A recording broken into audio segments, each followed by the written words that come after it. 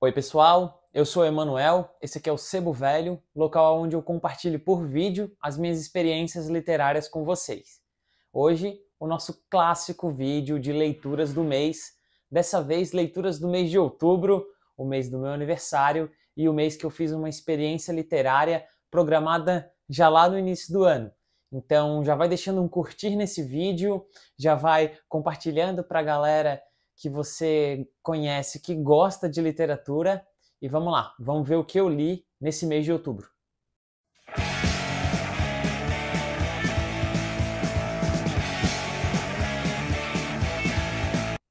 Então, gente, mês de outubro foi o mês do meu aniversário.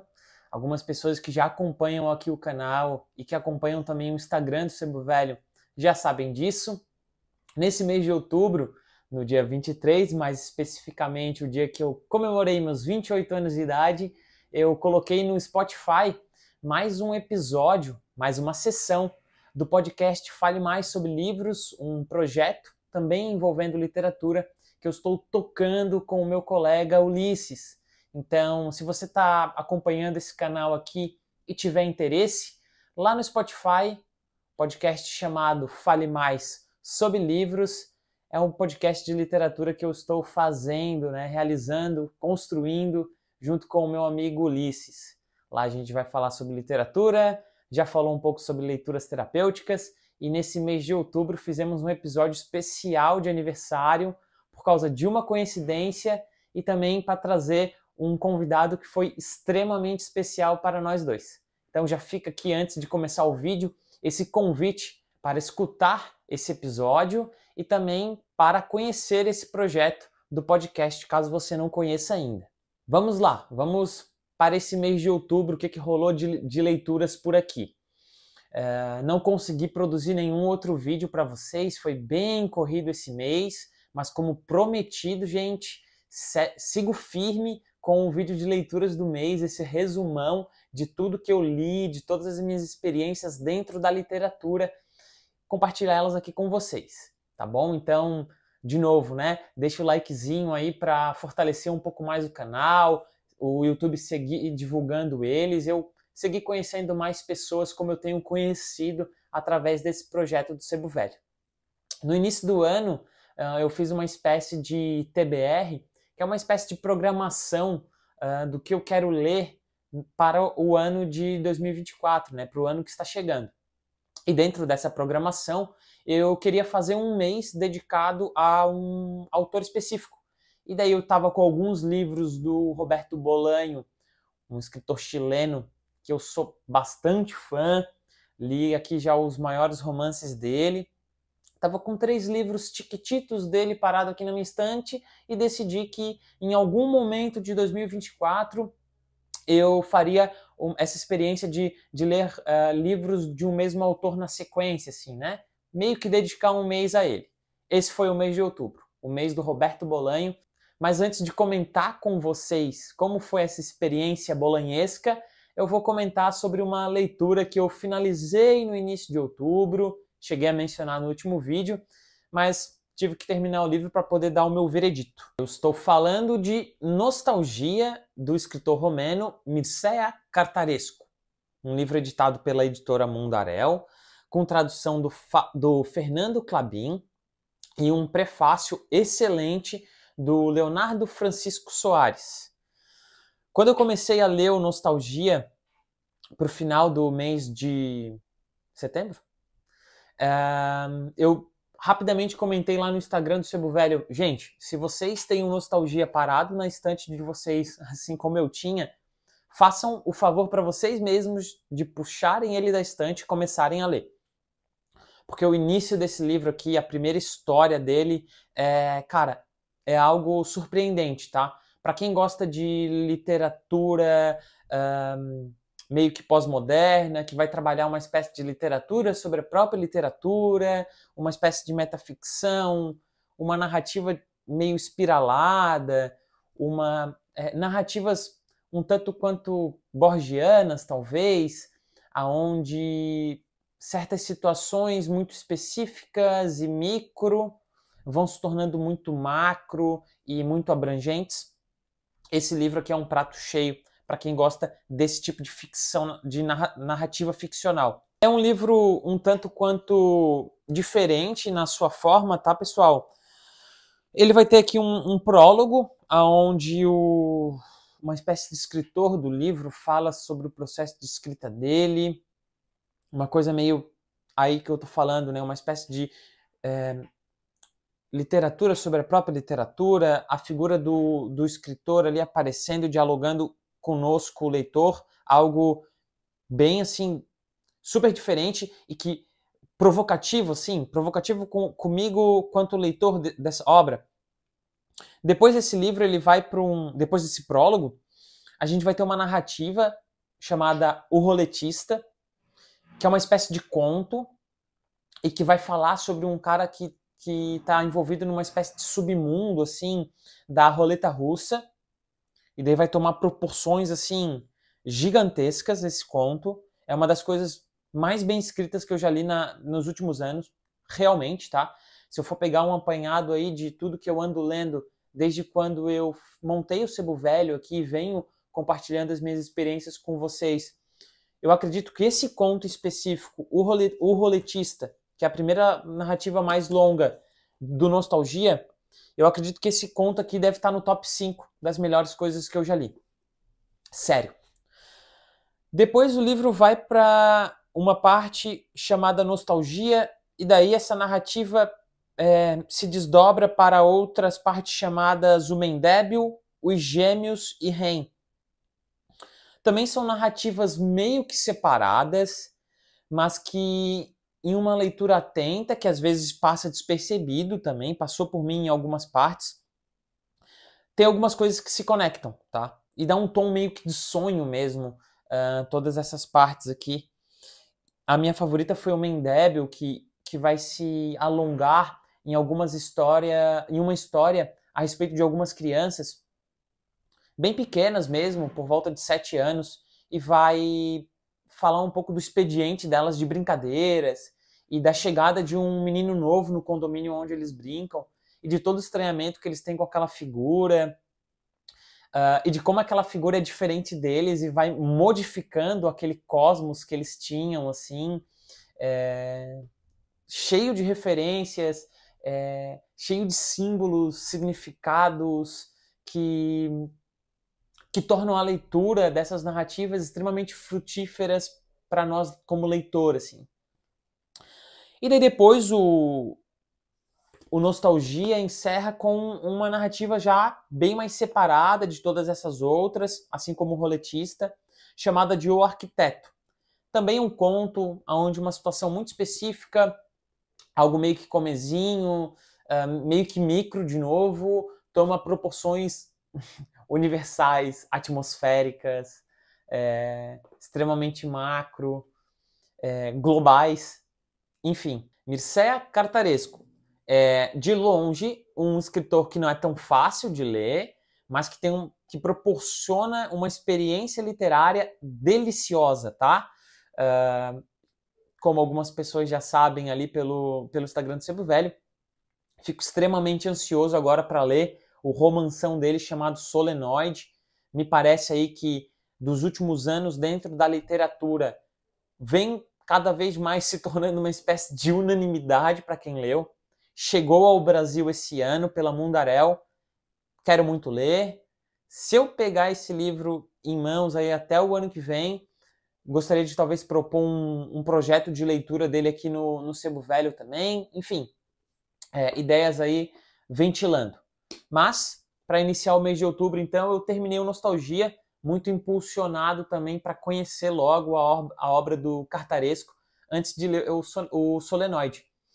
Já fico torcendo para ele ganhar um Nobel também, porque isso daqui é fantástico, gente. Leiam Nostalgia. Agora sim, após terminar o pouquinho que faltava do Nostalgia, eu encarei a minha experiência literária de imersão na obra do Roberto Bolanho.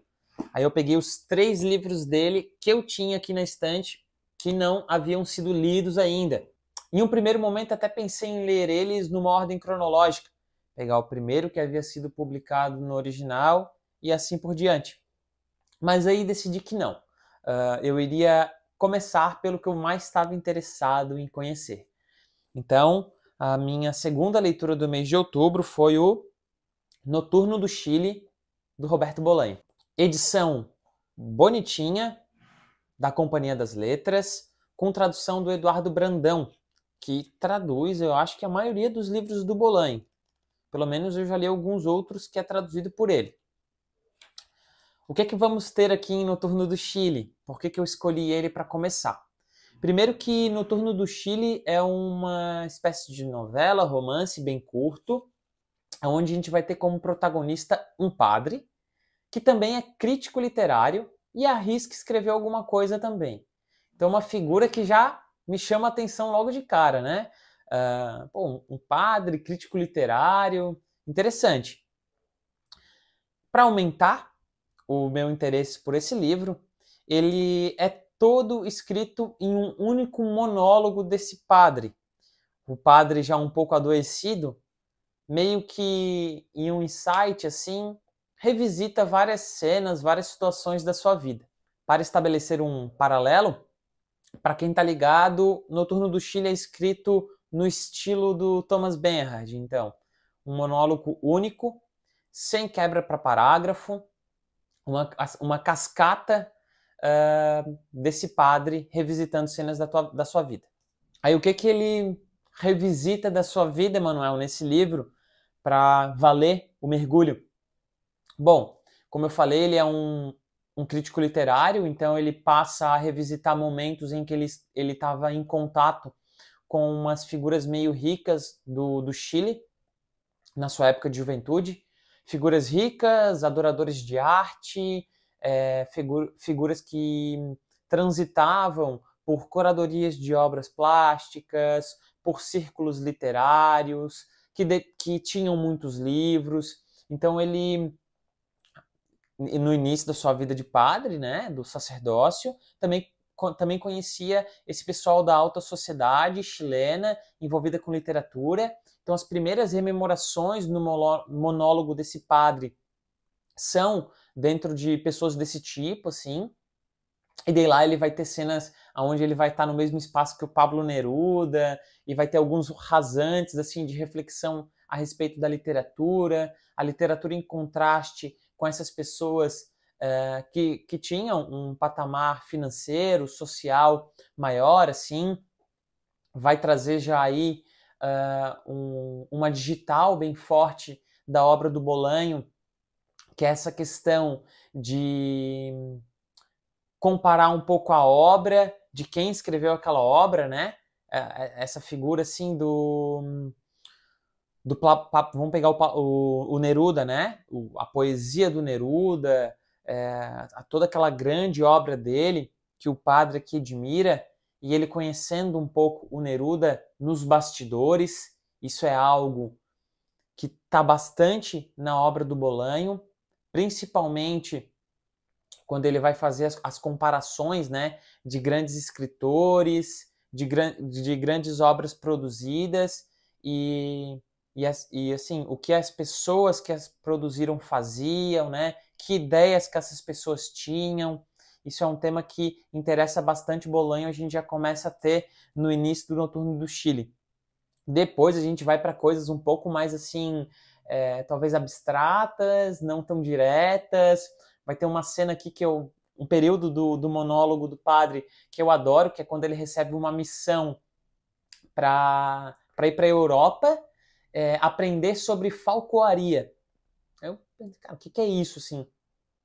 E daí ele vai aprender sobre padres, né, guardiões de igrejas católicas lá e tal, que aprendiam a arte da falcoaria, né, o cuidar dos falcões, tudo, porque era uma tecnologia que eles tinham para lidar com o excesso de pombos nas igrejas, capelas, e que ficavam sujando muitos prédios e tudo mais. Então, vai ter diversas cenas dele indo para Espanha, Portugal, e conhecendo todo tipo de padres possíveis, e a relação que aqueles padres tinham com seus falcões, assim.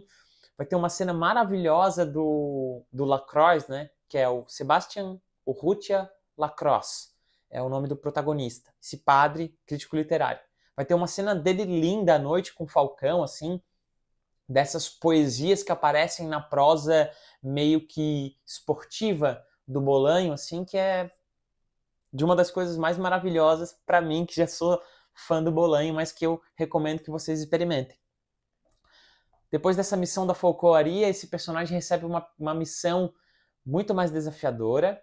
Ele vai dar aulas de marxismo para uma figura política importantíssima na história de vida do Bolanho, né, na história do Chile. E daí esse livro também vai ser talvez o exercício mais bem sucedido do Bolanho de escrever e metabolizar o que foi o golpe do Pinochet no Chile, né, e o início da sua ditadura. Essa digital está em muitas das obras do Bolanho, é um tema inescapável para esse escritor, mas foi lendo o Noturno do Chile que, de novo, eu acho que ele teve mais êxito em conseguir levar para a literatura, levar para a arte uma espécie de sublimação, de elaboração disso tudo, né? Um dia decidi que era hora de retornar ao Chile. Voltei de avião. A situação na pátria não era boa. Você não deve sonhar, mas ser consequente, dizia comigo mesmo. Você não deve se perder em busca de uma quimera, mas ser patriota, dizia comigo mesmo.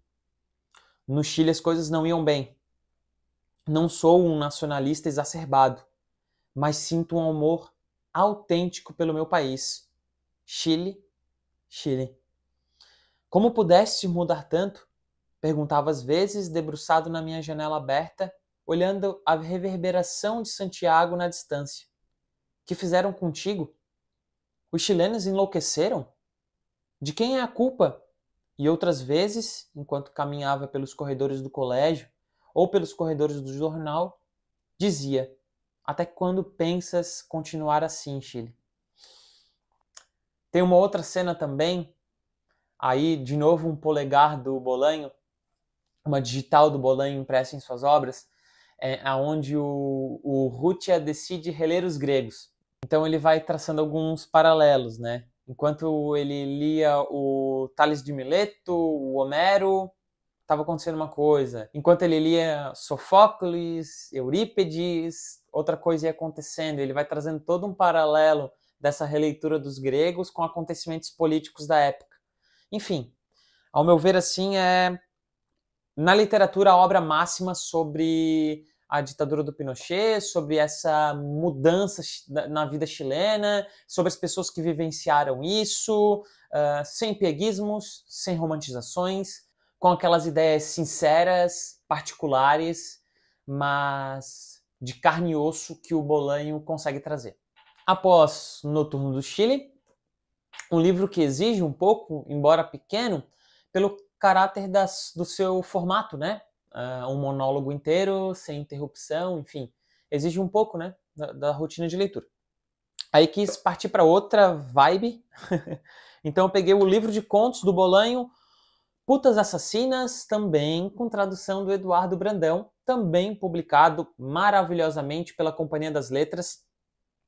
Ter essa coleção do Bolanho, sobretudo essas capinhas que são pintadas assim, né, tem essa tela, é algo incrível, eu adoro, sou apaixonado.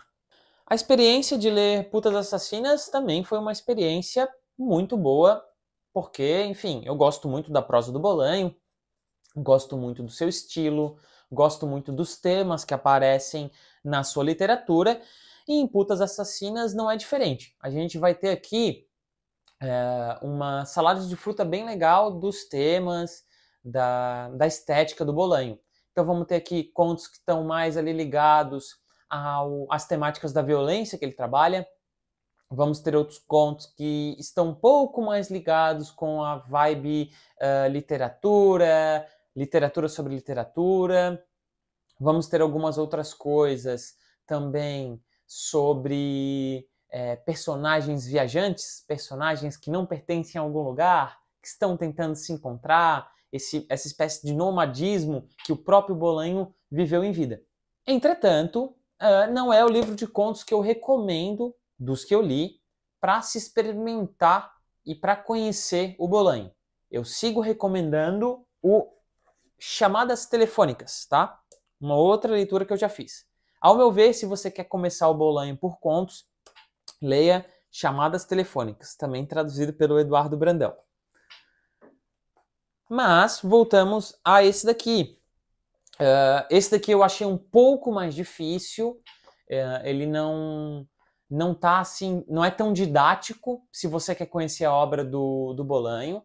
Ele tem contos aqui um pouco mais difíceis até de se encontrar um significado, sim. Ao meu ver, tem uns contos que até que parecem estar meio interligados pelo um experimento que ele faz ali de colocar o personagem como A, B, e daí parece que os contos vão numa espécie de escalonamento para alguma outra ideia que ele quer trazer num terceiro conto. Então, você lê 1, 2, 3, daí nesse terceiro, meio que imbuído pelo fluxo narrativo, você parece que dá um fechamento mais completo para tudo que você leu. Eu senti que tem uma ideia de livro de conto com narrativas menos separadas, sabe? Não sei se eu estou me fazendo entender. Também não sei se foi o Bolanho que organizou os contos da maneira que estão aqui. Mas quem organizou, ele ou não, me parece que traz um pouco essa sensação.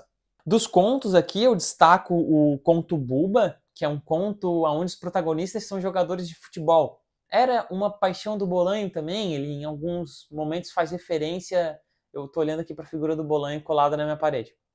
Em alguns momentos da sua obra, de entrevistas, ele faz referência à seleção brasileira, da Copa do México, umas outras coisas assim. Destaco também aqui um conto que é o... Cadê? Os últimos Entardeceres na Terra, que é um conto também que vai trabalhar a estética da violência pelo Bolanho, mas que é um pai mais velho já, e um filho adulto também, tirando férias em Acapulco. Até fiz a brincadeira no Sebo Velho de que, para aumentar a confusão entre essas duas figuras, Roberto Bolanho e Roberto Bolanhos, o criador do Chaves, para aumentar essa confusão, o Bolanho tinha um conto, tem uma história que se passa em Acapulco. Um dos melhores contos do livro também. Um outro conto que eu destaco aqui para a gente ficar em 3 é O Retorno.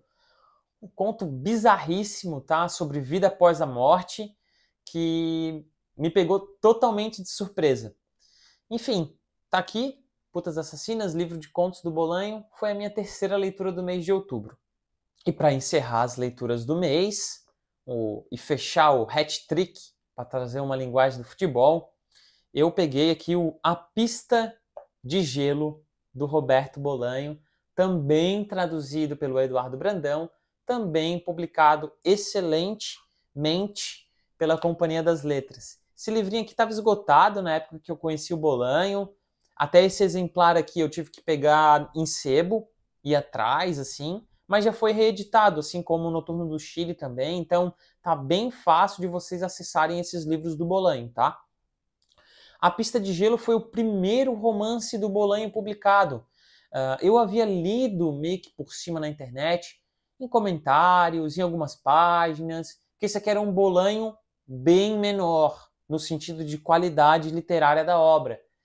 E eu me surpreendi positivamente com esse livro aqui, vendo que após concluída a leitura e até durante a leitura, isso aqui está de longe de ser um Bolanho menor. Bem pelo contrário, aqui está um livro do Bolanho que eu adorei, me surpreendeu muito e já está aí, eu acho que talvez top 5 livros do Bolanho que eu já li, não li tantos assim, top 4, sei lá, mas já está bem quisto assim, tá? Esse livro aqui ele abre com uma dedicatória para um grande amigo dele, o Mário Santiago. Ele até traz um trecho do Mário Santiago, um amigo que ele fez no México, no tempo de juventude, poeta de rua, marginal, assim, escritor pouquíssimo conhecido, mas um amigo extremamente influente na vida do Bolanho. Abre com um trecho do Mário Santiago que eu acho que é muito bonito, assim, né? E traz todo esse tom de uma poesia adolescente que o Bolanho sempre adorou. E arriscou também com a sua pena alguns trechos nessa estética, né? O Mário Santiago diz assim e abre esse livro: se hei de viver, que seja sem timão e no delírio. Muito bonito. Em A Pista de Gelo, vamos ter um romance policial escrito pelo Bolanho. Ele que gosta dessa estética do romance policial, vai aparecer durante toda a obra dele um flerte com esse gênero. Em A Pista de Gelo, a gente vai ter 3 personagens principais. Vou ter que usar a orelha para me lembrar do nome deles. Vamos ter o Remo Moran, que é um chileno com pretensões de escritor e que venceu na vida em Barcelona como vendedor de bijuterias e aí foi enriquecendo, se tornou dono de camping, dono de hotel. Esse Remo Moran, o primeiro personagem do livro, um chileno com pretensões de escritor. É totalmente um alter ego do Bolanho, tá? Com a exceção de que o Bolanho não venceu na vida financeiramente enquanto estava vivo, nem com a literatura, tanto assim, tanto quanto o Remo Moran, e nem também trabalhando em loja de bijuteria, coisa que o Bolanho fez também. Então o Remo Moran tem tons do Bolanho aí. O segundo personagem é o Gaspar Heredia, aí sim um poeta mexicano desgarrado, como diz aqui, que vai trabalhar como vigia de camping em um dos campings do Remo Moran. Eles são meio que um colega do outro, assim, né? O Remo e o Gaspar. E o último personagem é o Henrique Rosqueles, um nativo de Barcelona, psicólogo, trabalhando na Secretaria da Assistência Social, envolvido com política e tudo mais, e não gosta muito do Remo Moran, o primeiro personagem. A narrativa de A Pista de Gelo vai seguir sempre assim: Remo Moran, Gaspar e Henrique. Esses 3 personagens, hora mais, hora menos, vão ter as suas ações meio que se conectando. Mas eles vão estar todos conectados por uma pista de gelo. Uma pista de patinação no gelo e uma visitante de Barcelona, que é uma patinadora artística de patins no gelo, de patinação no gelo. E a gente sabe que alguma coisa aconteceu quando a gente começa a ler esse livro, um crime vai se construindo, um mistério a todo momento paira no ar desse livro, como uma espécie de névoa gelada paira sobre uma pista de gelo enquanto ela está ali refrigerada, né? E, cara, aqui é uma aula de como manter o leitor preso, é uma aula de como conseguir conectar 3 personagens em narrativas diferentes, passando por situações diferentes, mas como deixar tudo isso bem conectado. Enfim, é um exercício perfeito, muito bem elaborado, as coisas que tem aqui, de um romance policial. Evidentemente, também tem digitais fortes do Bolanho aqui, no que diz respeito à violência e no que diz respeito também a personagens desgarrados, né? Esses personagens meio nômades que não sabem muito bem para onde ir, e também nos finais. Tem um final bem bolanhesco aqui, tá? Vou deixar essa pulga atrás da orelha de vocês. Enquanto eu li A Pista de Gelo, eu lembrei de um livro bem pequeno que eu li esse ano, que é A Devoção, da Perry Smith. E a Perry Smith, ela, nesse livrinho pequeno, A Devoção, ela fala do processo de elaboração dela de um conto. E daí, nesse livrinho, tem o conto lá pra gente ler. E esse conto é um conto que tem uma patinadora de gelo, tem uma pista de gelo escondida, tem um cara mais velho que se relaciona com essa patinadora, tem um crime, tem morte, e tem tudo isso aqui nesse livro do Bolanho também. E a Perry Smith é uma das maiores, uma das maiores divulgadoras de Bolanho, assim, né? Quem já leu mais escritos não ficcionais dela, acho que já deve ter visto comentários dela sobre o Bolanho. Ela adorou o 2666. Se eu não estou enganado, tem boatos de que talvez ela foi uma das grandes responsáveis pela divulgação desse livro lá nos Estados Unidos também, e daí depois disso no mundo, né? Enfim, ela é uma grande leitora de Bolanho, pelo menos uma grande admiradora.